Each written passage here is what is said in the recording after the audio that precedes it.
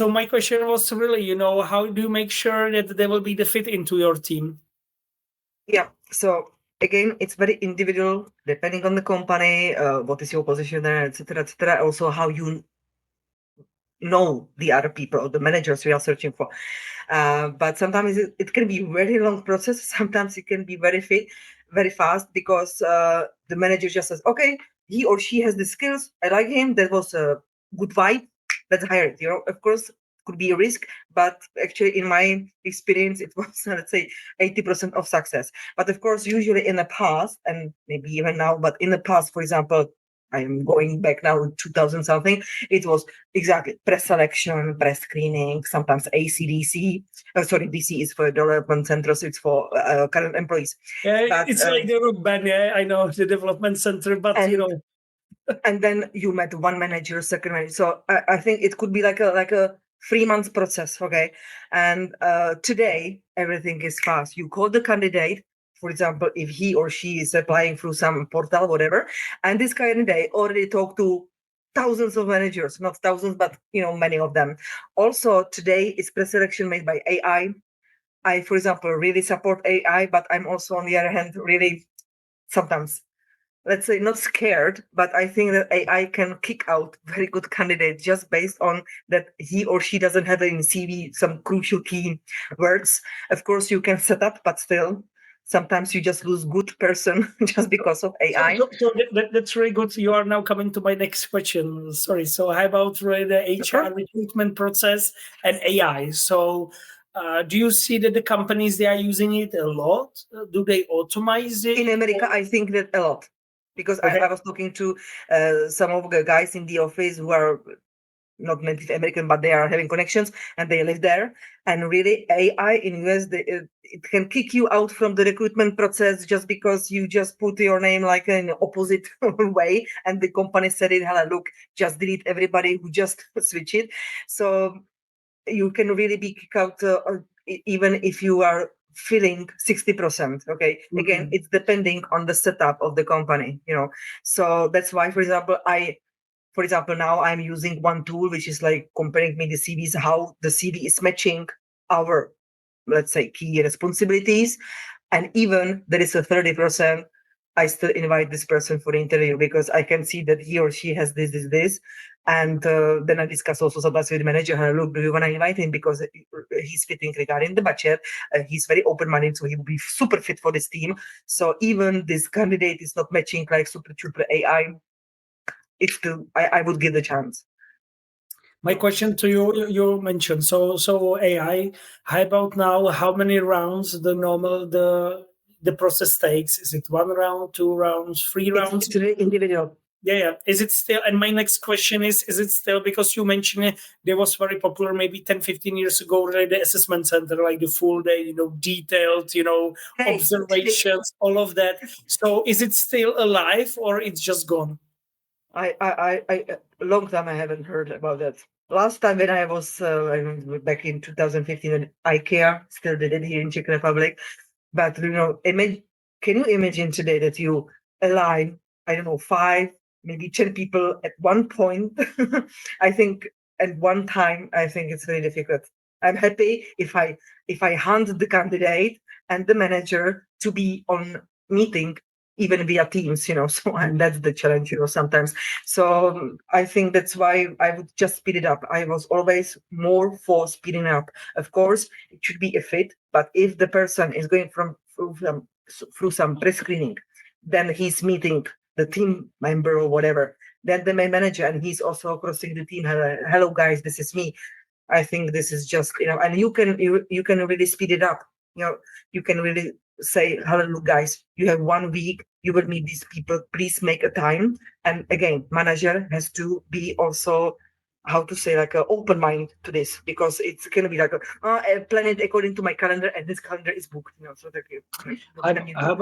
how about some methodology? I mean, there are a lot of like profiles, which even I myself, I attended. So it was MTBI. I have this. Yes, yeah. I have, the visual colors. Really a lot. Are you using for screening the candidates? Right now, no time for that. Is it did you see the trend, or it's? I mean, now your experience like HR, or you see really the trends? And can you explain me like the difference between what is the hiring process 15 years ago to current? You mentioned that now it's much more difficult, get the people at one time. Maybe it's more online.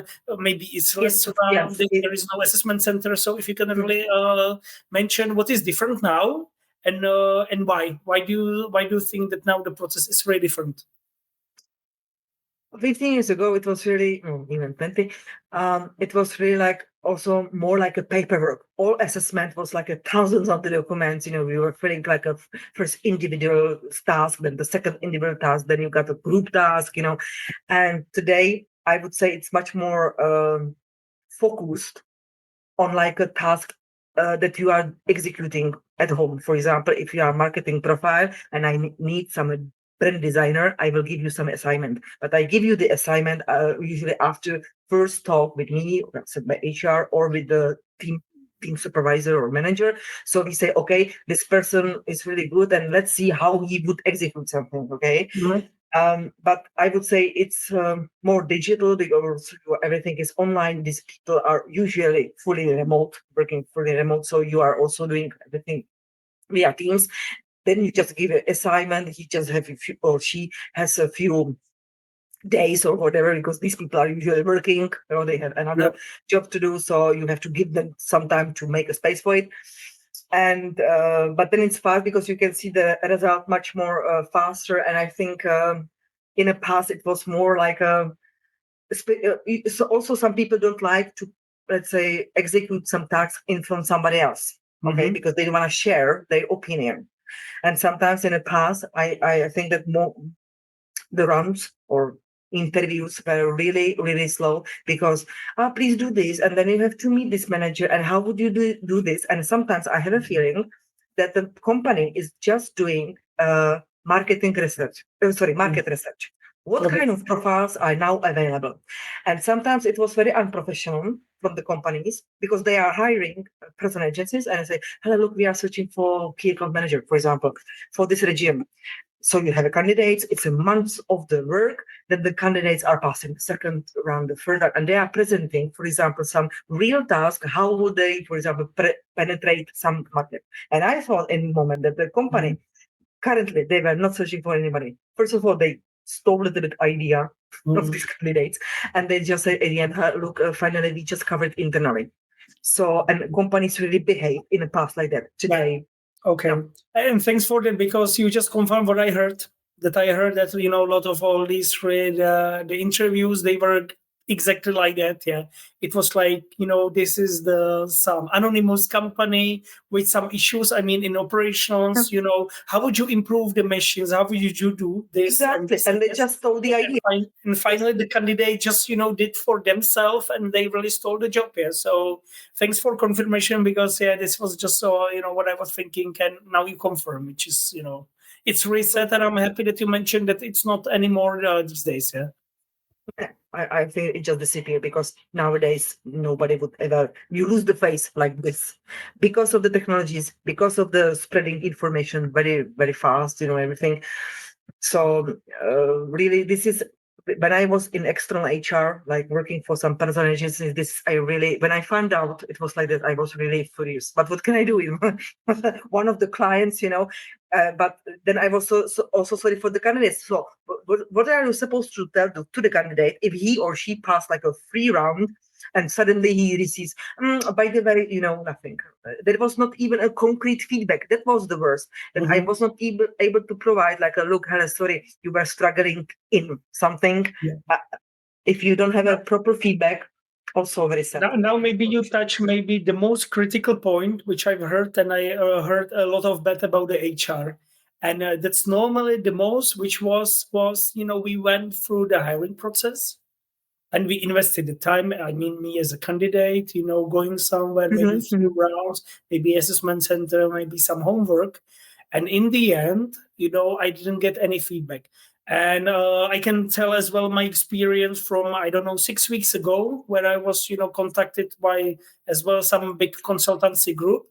And they said, we are really hiring, high level, somebody, high professionals. So they contacted me via LinkedIn. They said, you have less than 24 hours, to prepare, all these, what we want. And I was on the vacation and I wrote them in 28 hours. I said, guys, I think that this is not so much crucial because it's just maybe 2 days before the Christmas. And, during the Christmas, nobody makes a decision, but never mind. I just wrote them very openly. And I said, I know I'm late. It's not 22 hours. I'm on vacation, 28 hours, 6 hours difference. And what really pissing me off, we are in Feb, 0 answer. So for me, it was like, hey guys, you really rushed up to get something, a lot of information. I invested my time even being in the Saudi Arabia and Bahrain, and I invested that. And you have no clue, and you have, I would say, even how to call, the good behavior just to reply to me, to say, you are not a good candidate, we got it, somebody else, maybe we didn't hire anybody because, or whatever, yeah. But this is really what I feel, and I feel a lot of frustrations as well, from the candidates, and this is what I hear the most, where why the HR is really perceived in a bad way. So how do you see it? Do you have the same, I would say, the impressions? I don't mean you personally, but at least maybe how do you do it? Do you really always coming to, to the candidates and to say, hey guys, we choose somebody else, or maybe to give the feedback to say, hey guys, we choose somebody else, but your strong points are this, and maybe you were not strong in this one, so you can work on it, or how do you do it yourself, and how does it done in your field? So I mean, two questions, not two. But sometimes you can automate the process. For example, if the manager chose and the others are rejected, of course you can send some automatic reply. But if the candidate already passed like a few rounds or even made some task, then I think that HR or even the manager should make little effort, more than effort, and to really call or to write. When I know that the people were, for example, 3 people in the final round and 1 is the winner, the other 2 I always call. I think it's better. And of course, sometimes, and I think this is in huge corporates, sometimes it's the volume of the candidates so huge that even like 10 people are in 1 round, and just sometimes I think they just forgot, or they don't make a reminder to really get a feedback. Also, sometimes you are waiting for ages for one feedback from the manager, because manager tells you, they are really good, these candidates, but I'm still waiting for the superstar. And you as HR, no, don't wait for the superstar, because you can lose not superstar, but very good candidate. I always said that the 60% candidate would be super employee. And this is also my experience again. And the manager, because for example, if the manager is like in hurry, let's find me some person in 2 months, and then you are waiting for one feedback for 3 months, like definitely he's not in a hurry, So it's also not just, I would say, like a mistake of the HR, but of course HR is the first phase, because HR approached the candidate, or HR was the first contact when the candidate applies. For example, in your case, the company approached you. So if they approached you, they should really give you the feedback, because they were hunting you, or let's say not hunting, but they wanted to get in touch with you. So I think that they should at least be nice or polite to provide some hello, look, sorry, situation changed, or we don't have a budget, or it was placed internet or something. So sometimes, of course, there are many HRs who don't care about providing the feedback. It's not me, but I'm also, for example, a human being, and sometimes I also, let's say, skip something or forget something. But usually when the people are going through my hands, I would say 80% of them receive something, And if I don't have a proper feedback to provide them, I'm trying to chase the manager, but sometimes he will tell you, I just didn't like, what kind of feedback is that? Because if the candidate already passed some rounds, what kind of feedback is that? But this is not just about the candidates. It's also about some of the managers who are not really managers, because they're just sitting. Exactly. Now you are touching, and this is what I like really a lot. And I'm always saying, when you want to build the A team and an A-class team, you need to have the A-class managers. And why? Because the A-class manager, they will be hiring the A-class people. If you have the B-class managers, these guys, they will be hiring C class because they are not confident and they are afraid that if they hire the B class, they would be substituted there.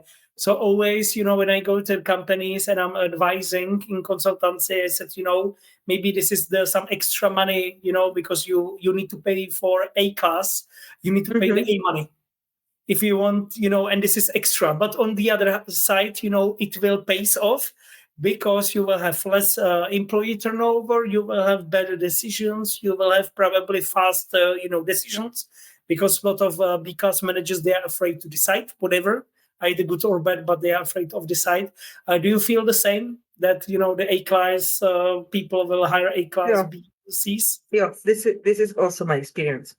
But again, if you are a good manager, you are managing some team, like, of course, you are managing the team, and in your team, everyone has his or her part, who is good at, So, for example, me as HR, I know, I would say, about wage accountant. I know what kind of papers she needs to be delivered to do her job. But I'm not that specialist. I, for example, if you give me now the form how to fill the taxes, I can advise you, but 100% no, go to the tax advisor. So that's the manager.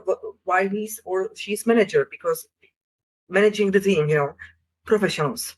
And why to be afraid of somebody who will be better? No, he will be better. Yeah, that's the life. This was one of it, and the people, it was quite not usual when I said I will be really happy when I will when you will replace me, and my deputies, they were like, why? Because it means that I'm moving one level up. Because if you are good and you will be promoted, I will be promoted. Yeah, but it's quite unique, in the mindset, because a lot of people were like, "Why are you doing that?" Yeah, and one of it which always pissed me off when somebody was leaving. Normally, it was because the challenges somewhere else were higher, and I was really happy because for them, and they were then very happy, and they said, I did it because of you, and now I always said, I'm really happy for you as well, because now this is my school, and you can go with your next step. I will be now mentioning a little bit, the fuck ups. What are the biggest fuck ups, and maybe the projects that you are the most proud of? So where I failed. yes, yeah. Where you failed, yeah. I love this, the buzzword, the fuck up. Where you failed, yeah.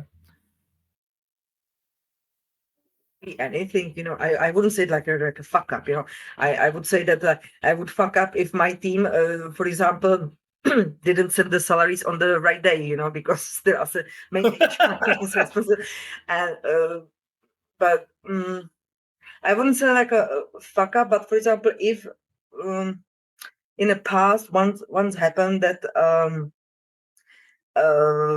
the company just dismissed one person not nicely, and in my power it was not possible to manage the, let's say, nice package or nice living on such a person, because I think that of course we can dismiss somebody, whatever, and that's why I also left this company, because I didn't like because employees are different, okay, and they also are not, let's say, super fair to the companies, but still we have to keep the labor code, and for me this is the codex, okay. So I'm not going to let's say kick somebody just because manager woke up and he's not happy or something. No, there must be some reason, and if okay, this person is not performing very well because now the company, for example, grew up, and on this position we really need somebody more experienced, like okay, we have to say goodbye, because this person is not that good value added to the company, but it must be in professional, nice and human way. That means that then you, and this is why I said that you have to be in line with CFO and say, hello, look, people, we have the budget, this is for these reasons, so please, I will prepare some package, and we say goodbye to this person, but this person will be secured for certain period.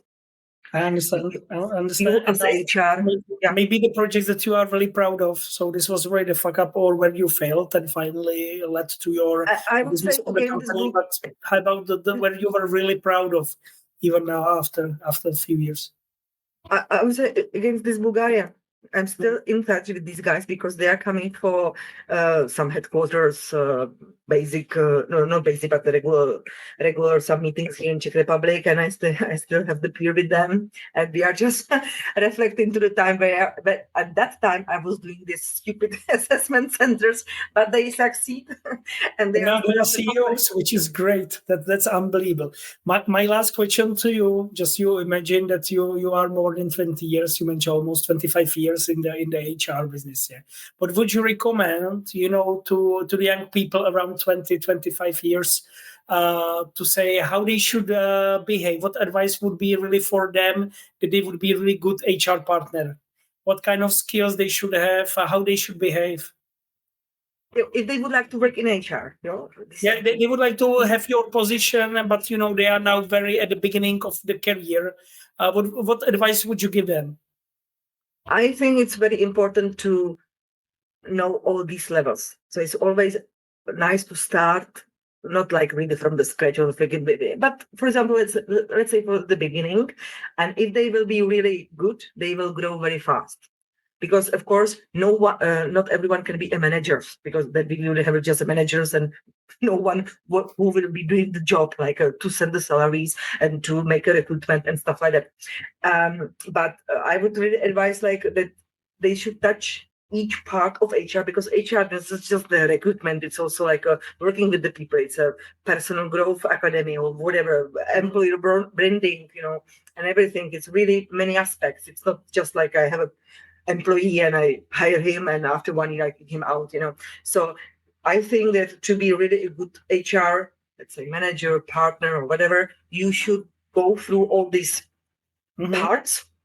You choose where you really feel comfort and you work on that. That means, let's say, go some workshops, really study some case studies or whatever, like just work on the specific field which you are really interested in and get better in that, because then you can really step up. And once you will be in some position like supervisor, team leader, but still you knew that the other people in your team, what are they doing, because you touch it in the past. Doesn't matter, it was like a 20, but you were there and wage accountant, so she needs this to do the good job. HR generalist, so she needs this to be good at it. And when you set up, so when I take it, just so to really to go through and to understand different aspects in the HR, so to really because this will help you to understand the full picture. Yeah. Okay. So thanks so much. I think it's not just HR, it's in each industry. As you mentioned, the lean management. If you are a good manager or whatever, production manager, you have to go down. You have to go to the assembly line to see, because then you cannot plan. This is what I'm doing, for the last over 20 years. Yeah, and that's why I was not too much typical the corporate regional CI manager for Europe, because I really wanted to take my boots on and to go on the shop floor, understand, to speak to the people. And I think this is really important in every profession. And thanks for that. So, okay, so this was Martina Samson Kubová, the HR partner.